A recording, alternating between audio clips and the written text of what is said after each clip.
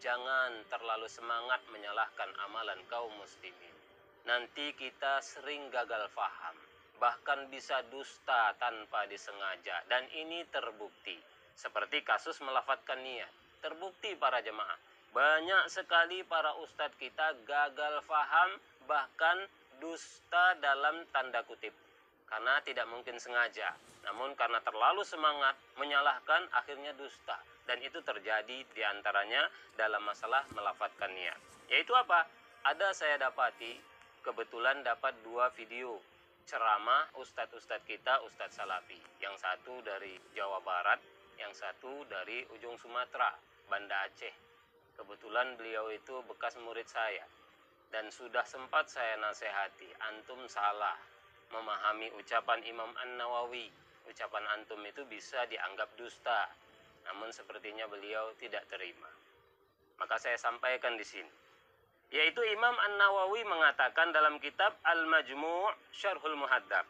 Kata beliau, wa qala sahibul hawi huwa qawlu Abi Abdillah Az-Zubairi annahu la yujzi'uhu hatta yajma'a baina niyatil qalbi wa talaffuzil lisani. Jadi Imam An-Nawawi menjelaskan ucapan Imam Asy-Syairazi.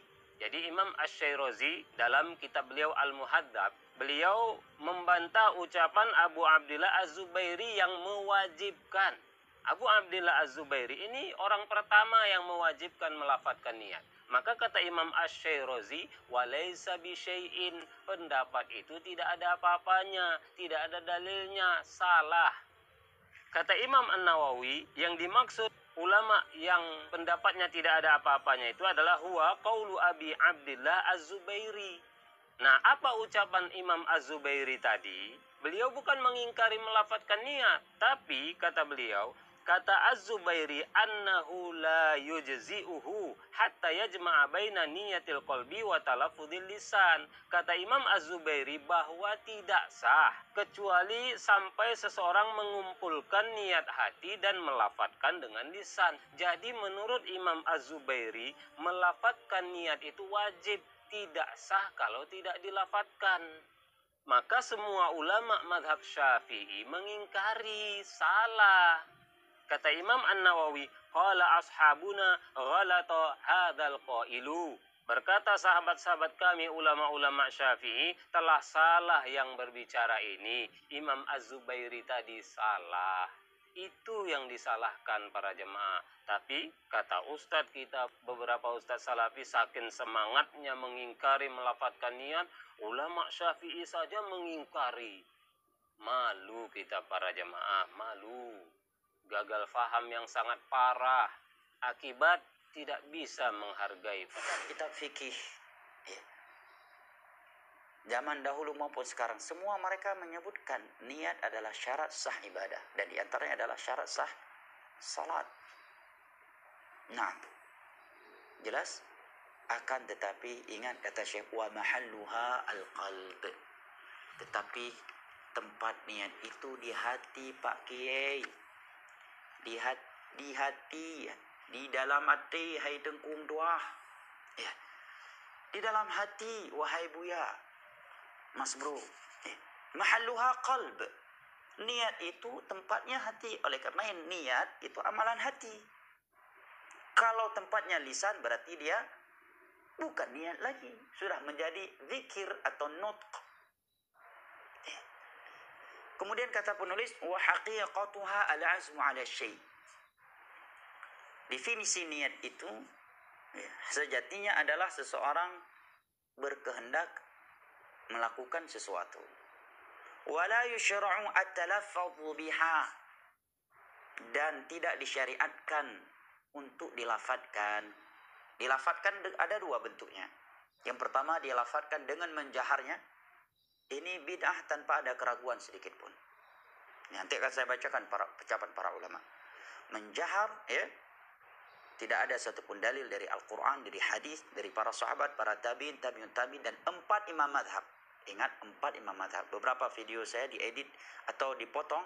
Di situ seakan-akan saya mengingkari adanya ulama Syafi'iyah yang berpendapat at-talaffuz min niyat.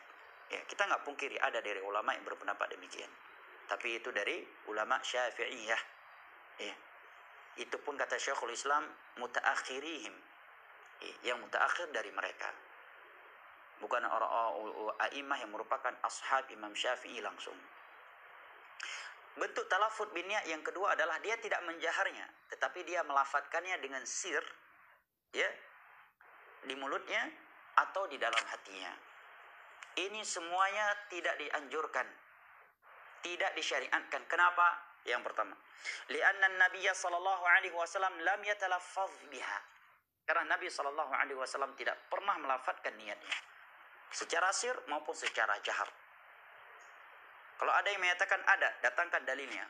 Para sahabat Nabi sallallahu alaihi wasallam telah meriwayatkan kepada kita agama yang Nabi sallallahu alaihi wasallam jelaskan, dan di antaranya adalah salat secara detail. Bahkan mereka menyebutkan Nabi di dalam salat zuhur terlihat jenggot beliau naik turun, maksudnya bergerak-gerak, menandakan beliau membaca. Menunjukkan sedetail itu mereka meriwayatkan kepada kita sifat salat Nabi sallallahu alaihi wasallam. Seperti dalam hadis Nu'man bin Bashir juga dalam Bukhari Muslim, bahwa Nabi sallallahu alaihi wasallam suatu hari keluar untuk salat, begitu beliau sudah berdiri dan hampir takbir, tiba-tiba beliau memperingatkan makmum, karena melihat ada orang yang safnya belum lurus, agak maju sedikit, beliau mengingatkan mereka, la tusawwunna sufufakum aw la yukhalifanna Allah baina wujuhikum. Ini menunjukkan kepada kita betapa detailnya para sahabat Nabi dalam meriwayatkan hadis Nabi kepada kita. Demikian juga ketika mereka menyebutkan sifat wudu Nabi sallallahu alaihi wasallam dan azan yang dikumandangkan oleh Bilal, bahwa Nabi fi qubbatin hamra, berada dalam satu kubah,